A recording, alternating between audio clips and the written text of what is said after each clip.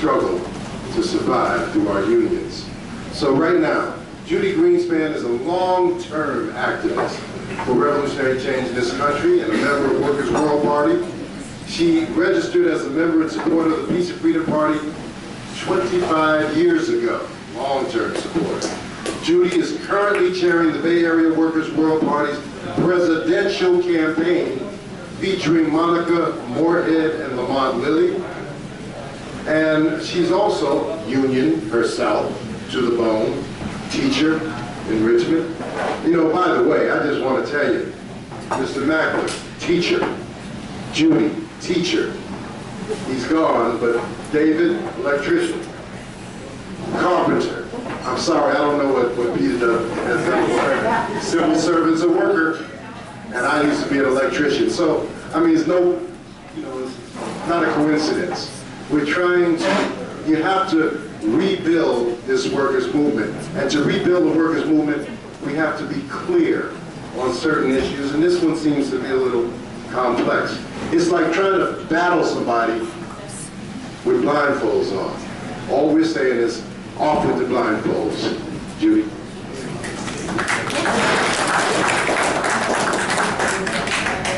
Thank you, and thank you very much to the Peace and Freedom Party for sponsoring this forum.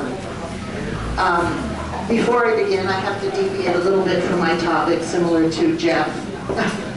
And I just wanted to start with a quote from Karl Marx, because hopefully we don't have a disagreement about the importance of Karl Marx in our lives. The oppressed are allowed, once every few years, to decide which particular representatives of the oppressing class are to represent and repress them. So this is really, in my mind, very much what we're facing in the election if we look at if we look at the Democrats or we look at the Republicans. It's sort of whoever said, and I can't remember, no matter who's elected, the government always wins. And we're a little bit behind Britain and some of the other countries.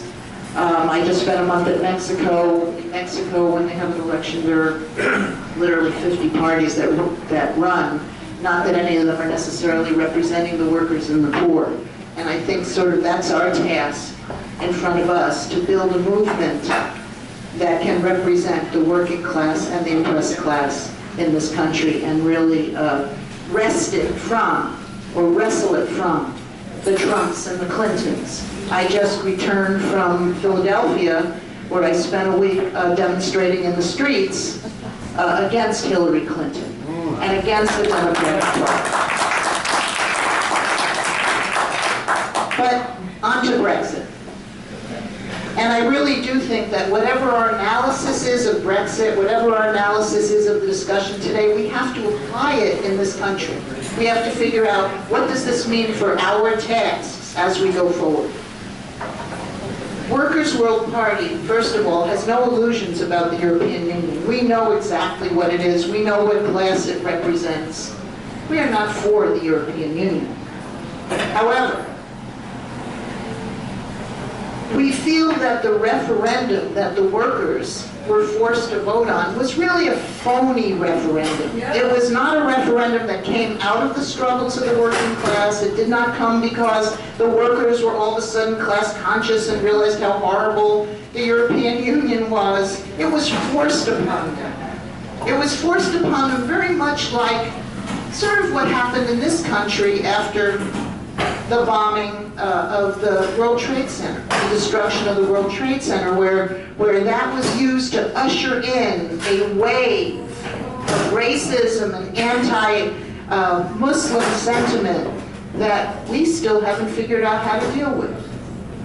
Well, in Europe, this referendum, in Great Britain, this referendum was used by the right wing to usher in a wave of racism, which, you know, I don't want to repeat what other people have said. I think it's really important that we look at what happened, not only during the referendum, how many immigrant workers were attacked, but after the Leave vote was won. And, you know, I think John has the statistics. My statistics are a little different. Within 2 days, there were 100 reported incidents of violence against immigrant workers. And we also, I think we should be really clear, right now there is a crisis. There is a refugee crisis. There is an immigrant crisis. There is a migrant crisis, not only in this country, but around the world, and particularly being felt in Europe, because Europe, like the United States, is building their own wall and refusing to allow these migrants in.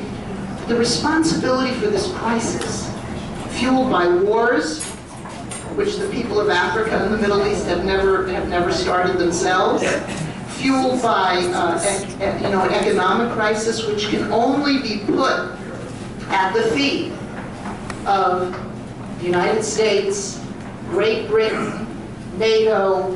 Those are the culprits. Those are the ones that I have dedicated my life to getting rid of.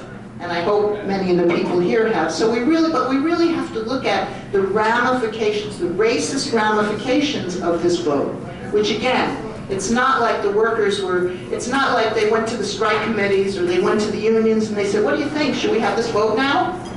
And by the way, we're gonna use it to sort of, wage a war of terror on immigrant workers in Great Britain. And this is not, again, this has been happening in Germany, this has been happening in all of Europe. They have been closing the borders, following the example, and it's not just Donald Trump. We know Obama has been responsible for, as I think Jeff said, more deportations than... Oh, boy. John just picked it out. Plug it back in there, John. It is a conspiracy. I could talk about it, but it's not. Censorship. I have a teacher's voice. Come over here and talk. Come right up in front and talk. I don't know. Let's give them a minute. Hello. Thank you very much, John. Why don't we move away from the connection? You're not still timing me, are you? Okay, we'll try again. And I know I'm probably yelling too loud. So I think a lot of people have made, in particular, I agree with a lot of the points that John Ryan just made in terms of the racist reaction to the Leave vote. And I also tend to agree with some of the things that Jeff said in terms of the racist vote, in terms of this not being a real referendum based on working class unity. So I'm going to ask us, we are hopefully to some degree or another socialists, to some degree or another hopefully people who want to build the revolutionary struggle. When anything happens, we have to ask ourselves, who benefits? And I think that's the crux of the Brexit vote. Who benefited? First of all, we know the vote was put off. But what it did was it enabled Britain to rally the racist forces to defend their racist decisions. It didn't further anything. It didn't start a movement against austerity. It didn't start a movement for jobs. It started or fueled a movement that was already there against immigrant workers, African workers, Muslim workers, Polish workers, Romanian workers are being attacked as I speak today on the streets of Great Britain because of this vote. And I'm not here today to argue with any of the groups here. I don't want to argue. I think our task is what are we going to learn from this vote, and how are we going to apply these lessons to the struggle that will hopefully benefit the world working class? Because I believe this vote has done more to divide the working class. Because I don't want to give up on the white workers in Britain, even though some of them have certainly proved that they're worth giving up on. But I want to, and Workers' Working Party wants to fight for the unity and for the anti-racist and the anti-capitalist stance of the entire world working class. Because we can't look at workers as just being in one country. That's the problem with the British vote. And that's why it fueled national chauvinism. That's really what it did. We need to look at the working class as an international class. And it is an international class, and we need to, one other thing I think that's really important, and maybe we could debate this, Marx wrote, "Workers of the world unite." But Lenin refined that. He said, "Workers and oppressed people of the world unite." And we have to adopt that. That special oppression of oppressed people has to be first and foremost in our mind as we struggle, particularly given the struggles that are happening in this country. I mean, and it's not just, I mean, Donald Trump, it's not just Donald Trump. We know that the ruling class is responsible for the attacks, for the massive incarceration that Jeff mentioned, for the attacks on the black and brown community, for the dislocation and the evictions, for the lack of health care, for all of the things that poor and working people are struggling for in this country. And the oppressed are often people who don't have a job. They never had an opportunity to have a job, but they are part of our class. And this is what's behind the major problem in Britain. If the working class had this understanding, and really in this country too, if the working class had this understanding, it would not be possible to pull a phony Brexit referendum. And I'm not going to be, and I just want to add, you know, I'm glad John came up with the statistics. I just want to give you an idea of a few more statistics. Not only 46% of white workers voted to stay, to remain. 67% Asian workers, 70% Muslim, I think John said that, 70% Chinese, 70% Hindu, 73% black. Also, the people of Scotland and Northern Ireland voted very firmly and overwhelmingly to remain. And again, it was a phony referendum. It was really, if you voted to remain, you were really voting against anti-immigrant racism, because that was the basis of the campaign. It wasn't really remain or leave. It was really, are you for Donald Trump? Are you for the racists? Or are you really for hopefully taking steps to develop a unified, multinational working class that is hopefully someday going to organize and overthrow the European Union, as well as hopefully the United States, the ruling class in the United States. So my final word, and maybe I'll even stop before we have the 5 minutes up, but I really believe that Brexit tells us that we have to unite, that we need to deepen our involvement in the struggle against racism, against all the divisions that the ruling class is trying to throw on us. We have an election campaign. Hillary's going to be, it'll be really interesting. But, you know, Hillary is of course, going to be attacking Donald Trump, but she's also going to be trying to prove that she's almost as right-wing as he is, and you can see that unfolding in some of the positions, some of the things that she's going to be backtracking. And I think that as people who are hopefully Marxists, as people who are hopefully revolutionaries, I hope that we can see beyond that. I hope that also we can support a presidential campaign that talks about abolishing capitalism and fighting for socialism. And that's why I want to end. I want you to look at the campaign of Monica Moorhead and Lamont Lilly. I want you to consider that, because they are socialists, they are African American activists, they are revolutionaries, and they are fighting really strongly, and we have brochures here, but they're fighting really strongly to overthrow the government that we currently live under. And I think we have to talk about that, because I don't want a part of the system that was masquerading in Philadelphia. I don't want a part of the system that was in Cleveland. I want to build a revolutionary movement that will make a real workers' world possible.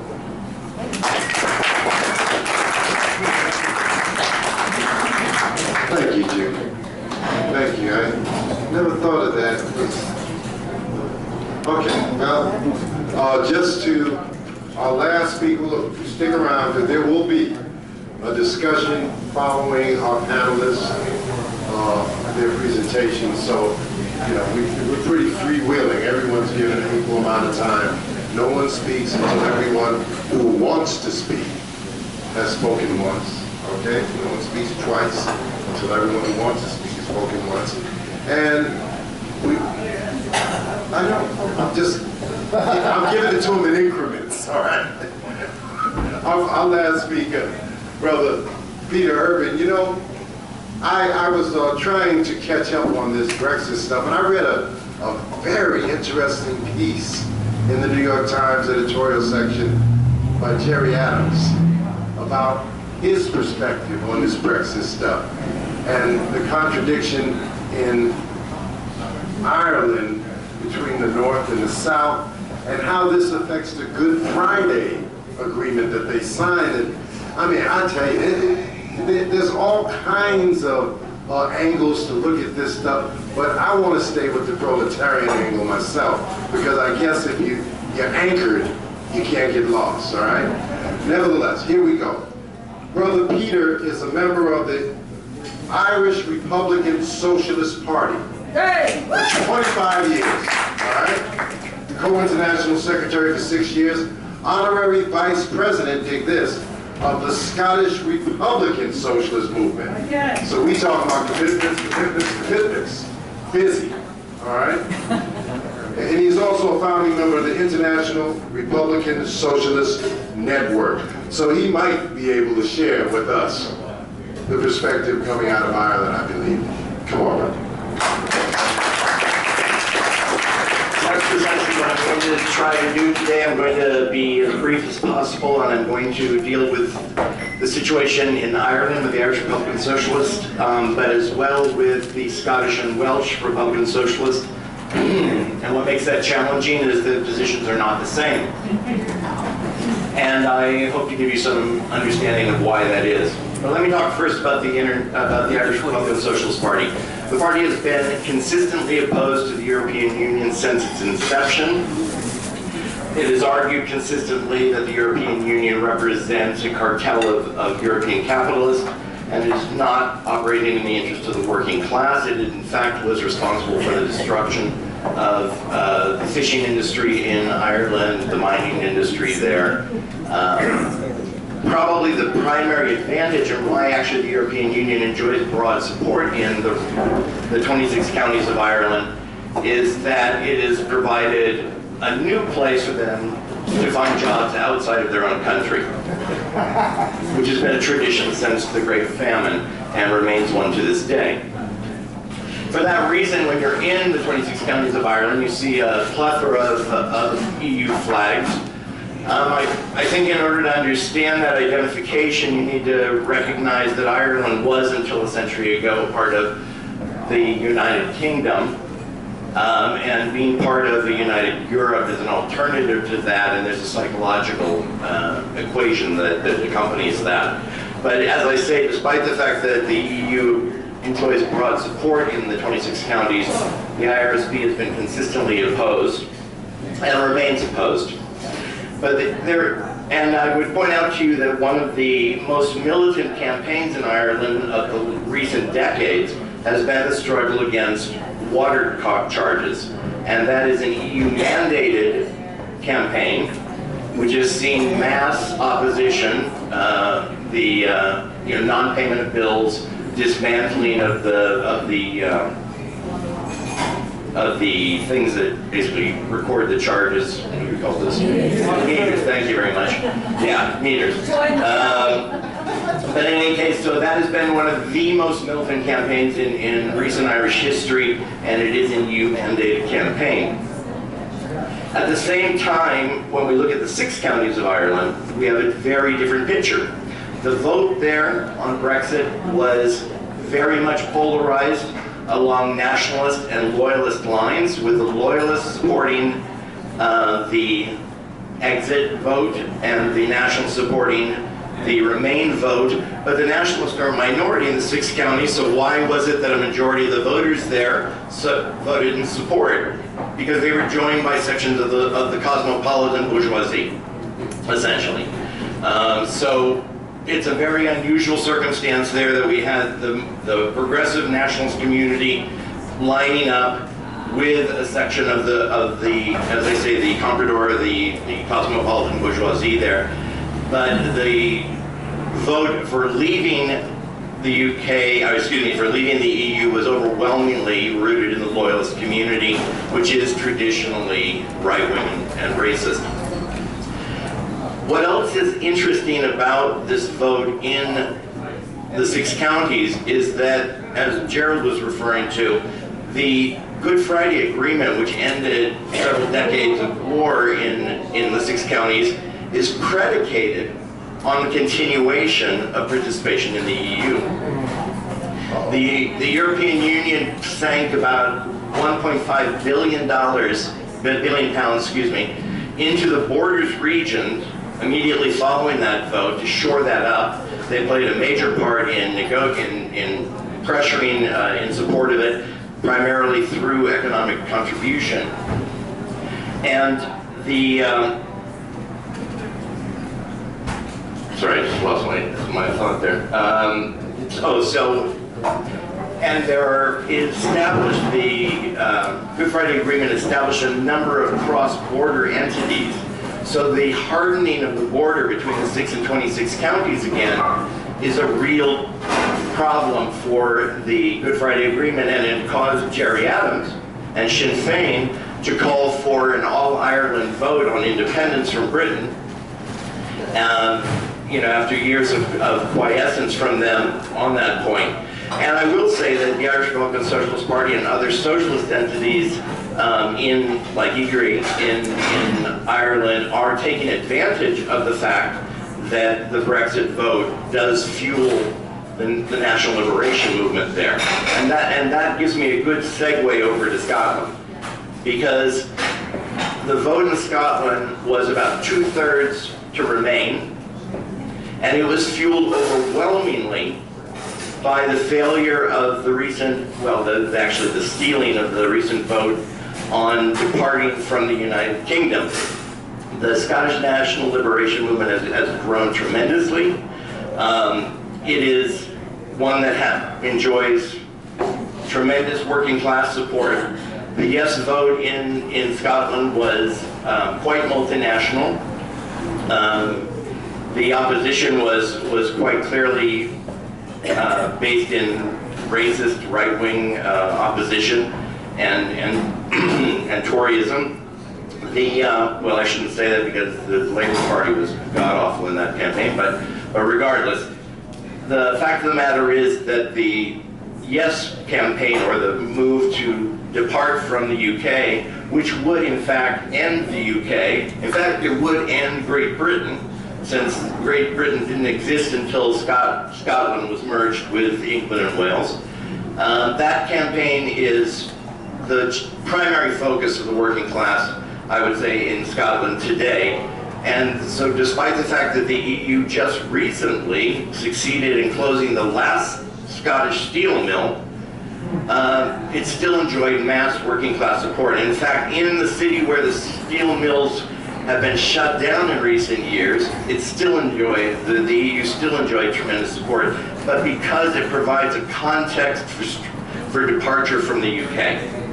And we have to understand that this is this is not a narrow nationalism. These are the movement there to leave the UK is by no means founded in racist nationalism. This is a very international perspective. We had, for example, Scottish Muslims when polled, who find themselves first as Scottish, then as Muslim, then as British, and that was fairly typical, frankly.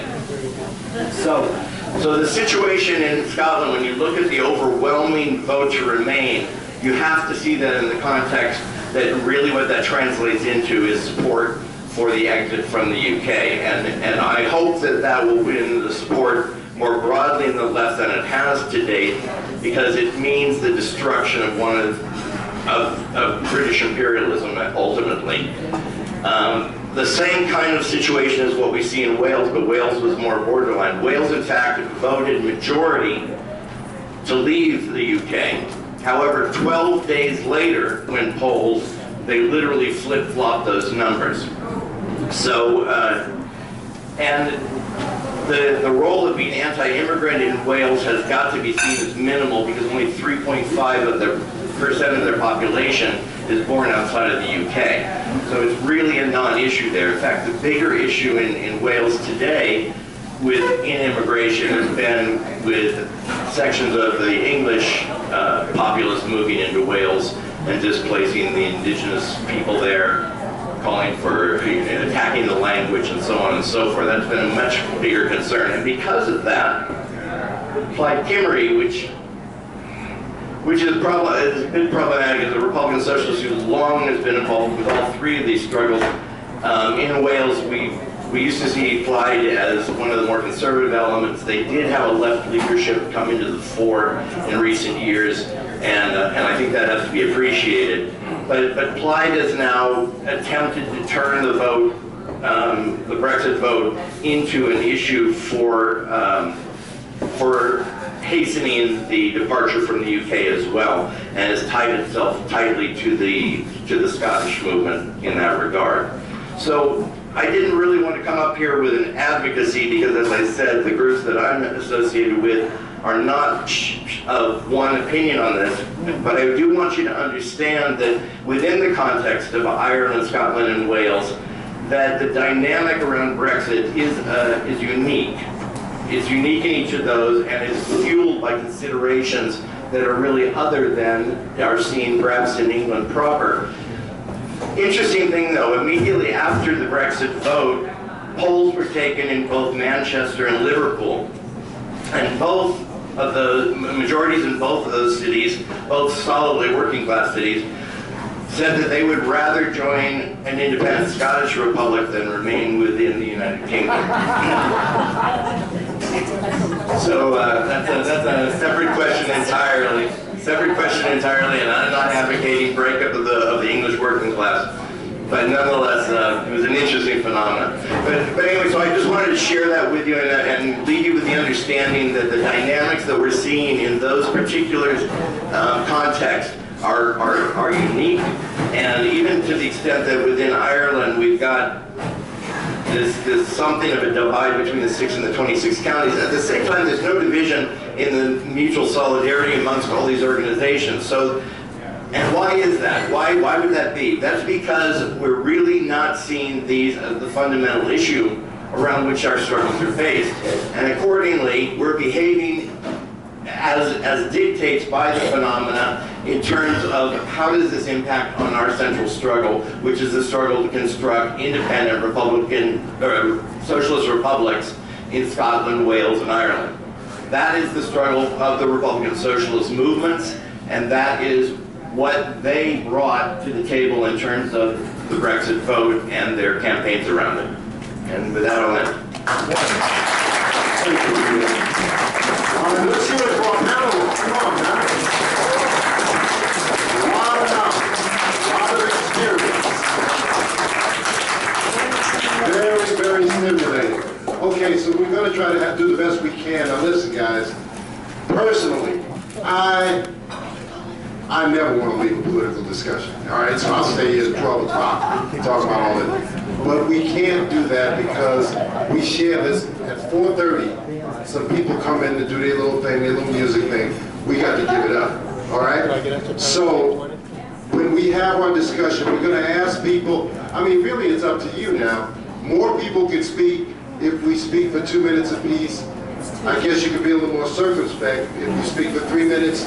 Very quickly, what do you think we should do with that? I see 2 minutes. Okay, 2 minutes. 2 minutes. I see it. 2 minutes. As for our panel, I would, yes. Okay, wait a minute. See, I tell you, I'm so poor I can't pay attention. I done forgot. Come on, Stan, say something. Yeah, hi. The club generously allows us to have this space for free. Of course, it helps if we have several dozen customers other than the usual Saturday afternoon drunks here. So that helps with the generosity. But still, Peace and Freedom Party is campaigning several candidates in California. We have our state convention in Sacramento next weekend on the 13th and 14th. some interesting things maybe happen. We have several candidates, Gloria Riva, Monica Moorhead, Lynn Kahn, and I've just been informed Jill Stein is going to be presented in nomination also. So it should be a very interesting event. And so to help us finance our various activities, I want to pass the proverbial hat. Thank you.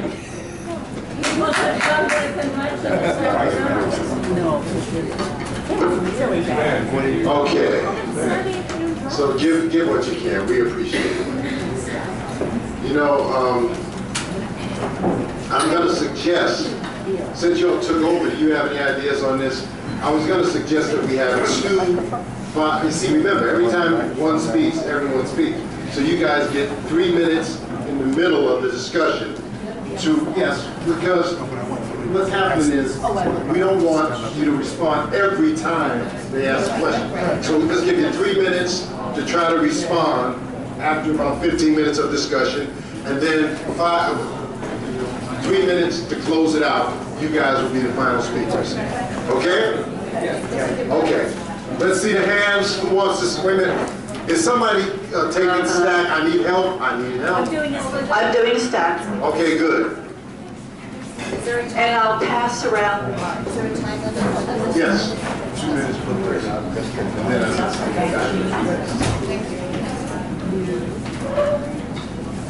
Who would like to be on the stack? Sherry. I'm sorry, what is your name? My name is Karen. Karen. Roger. Can I suggest, remember, as you're speaking, keep an eye on Sherry, because she'll let you know about the time, so we really want everybody to make a contribution here. This is a serious matter. And I tell you the truth, I've learned a lot today. Who else would like to be on the stack? That's right, I'll learn from you too. You ready? Okay. Who's the first person? First, Jean. Okay, thank you. Well, I really want to thank the speakers for coming today. I think it was an excellent presentation and really appreciate what you have to say. I also want to note that all of our speakers are representing organizations that grew out of the work of Karl Marx and are using the work of Karl Marx as a theoretical basis, even though they approach it from different perspectives. And that gives me a chance to speak on behalf of our little program at the Marxist Library, the Abel Proctor Marxist Library. You'll see I'm wearing my hat. Every Sunday morning, we get together to talk about Marx from different points of view. And tomorrow we're going to have the Metamorphoses of Doris Lessing, who is a Marxist and a feminist. Our speaker will be an anarcho-Hegelian talking. And following that, we have coup in Turkey, which is Mehmet Bayram, who is Turkish, but also a flat-out Stalinist. Following that, by date of what? By the following week? The following week is the 14th of this month. Then tomorrow is Doris Lessing, next week is Turkey. But I just want to note that it's really important as scientific socialists to grow out of the work of Marx and Lenin, that we understand the diversity of views here and the importance of sitting down and studying the work of Karl Marx, Engels, and Lenin. The other thing I wanted to say is I changed my registration to vote for Bernie Sanders. I changed it back, and I'm now in the Peace and Freedom Party again, in spite of the fact that I get really pissed off at the Peace and Freedom Party. I do urge everybody to register Peace and Freedom, look very carefully at the candidates of our party, and support the only working class socialist party on the ballot in California. And there is more information, our platform, and forums where you can do this today, or you can do it online. 30 seconds, I will give that to the next speaker.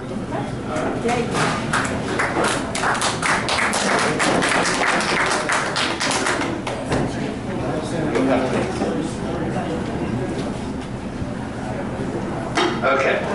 I actually had 2 points I wanted to make, which are really more questions than arguments. One is, it was interesting that none of the speakers really addressed any efforts to democratize the EU or replace it with some other Europe-wide governmental thing. One that's been most prominent in the news, and I'm sorry, I forget exactly what it's called, but it was the conference that was, I think, like 6 months ago or so, where the Yanis Varoufakis and the French Parti Gauche and several other left were there to talk about alternatives to make the EU less bureaucratic and dominated, and undemocratic and dominated by the German papers. I was wondering what speakers think about, both about that effort and about efforts generally to democratize the EU rather than just look at it from the point of view of things in one country and the way to go along to achieve socialism. The other thing I wanted to raise, which was touched on, but maybe not as sort of how do we work effectively in coalition with fascists and neo-fascists and racists when both they and us are opposed to trade deals.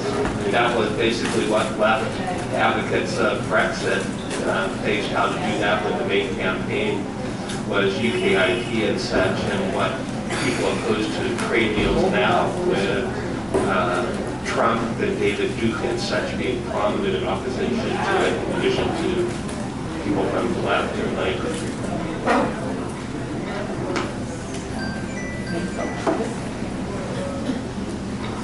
Next is Karen. Yes.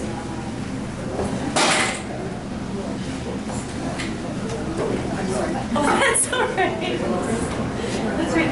Hi, my name is Karen, and I am a proud member of Socialist Action, and I am supporting Jeff Meckler, who is our presidential candidate for Socialist Action. Thank you, thank you. No. I want to let everybody know that I learned a lot tonight from each and every one of your speeches. Thank you, And if we have a table back here, if anybody is interested in socialism, the idea of socialism, interested in what Jeff Mackler had to say, please sign up on my mailing list, which is right here. Also, these two papers from Socialist Action are free, so please pick one paper up, and our table is right back there. I have a question for all the panelists. If things are so rotten all over the world, and I believe they are, how they get any worse? Nuclear war, I guess. But if things are so rotten, why isn't the working class just taking everything over? Why aren't they in the streets? And why don't they stay in the streets? So oh God, cops, I hate cops. You know, they're murdering, there's genocide on the black community. What is wrong? You have 30 seconds. Oh, that's all right.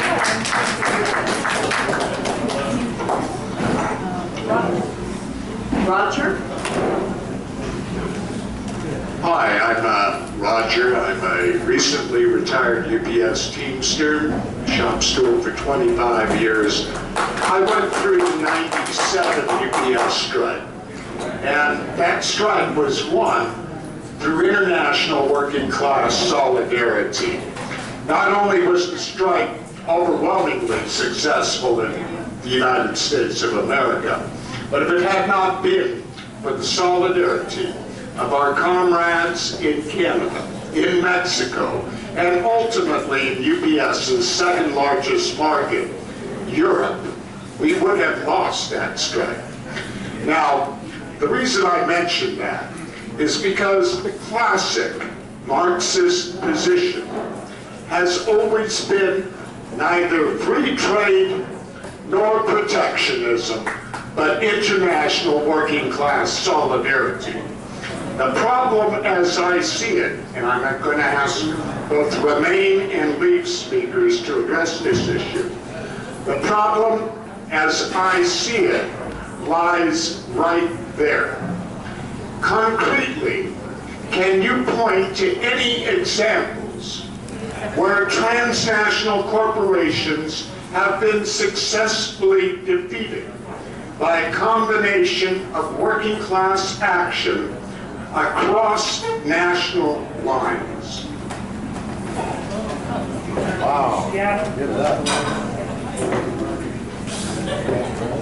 Next is Tom.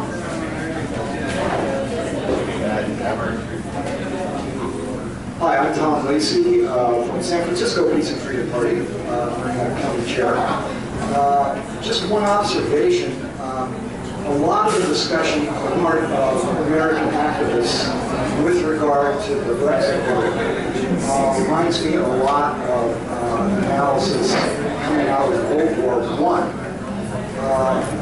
There is a tendency to conflate the European notion of nationality with political borders, because that's the way the U.S. has always looked at it. That's the way Woodrow Wilson looked at it at the time of World War I. Nationality to Europeans often, quite often, reflects the ethnic identity. And so a perfect example of that would be Bohemia. For many years, borders were roughly around the same as they would be for Czechoslovakia. But if you were to ask individuals in Bohemia whether they were Czech or German, they were all bilingual, so they would just answer, what's it going to get me? So that I think tends to have a flavor on the ability of U.S. activists to analyze what's going on. The other thing that's an observation. The other thing I wanted to point out, though, is, I guess I'm not close enough to Mike. The other thing I wanted to point out is John had some statistics on polls comparing the Tories to Labour. It's important to recognize that Labour is now a membership organization.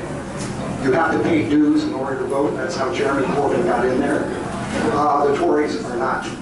So it's kind of comparing apples and oranges when you look at those poll numbers. That's it. Thank you. Next is Valerie. Hi, my name is Federico, also from San Francisco, I have a question. In my opinion, there's an historical parallel between Brexit and the referendum that took place in Germany in 1929, in which the Stalinists decided to unite the front from without to the fascists against the social democratic government. The referendum failed because there was not enough turnout. But I think I would like to hear from the speakers what exactly would they be doing regarding this referendum in the United Kingdom. What position would you advance in concrete with the working class?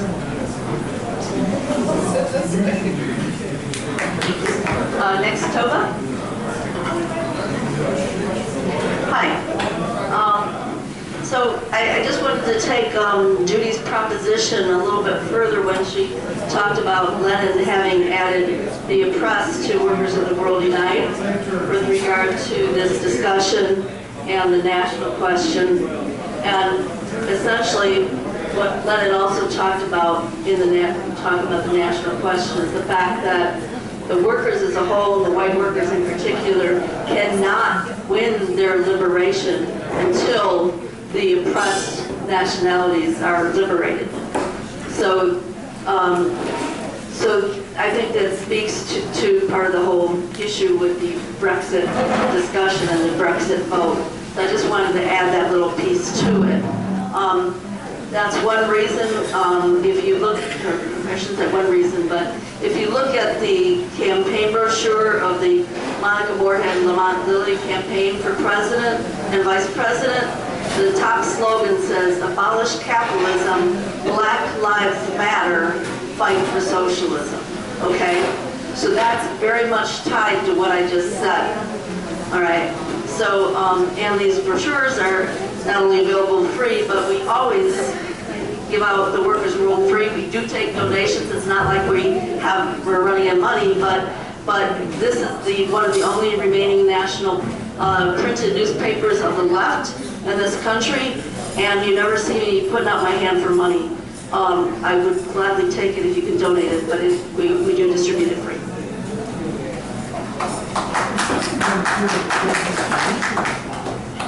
Thank you. Next is Ralph. Yes, sisters and brothers, I've been long associated with socialist action and with the formation of socialist organizing and remain connected to socialist organizing with the movement it represents.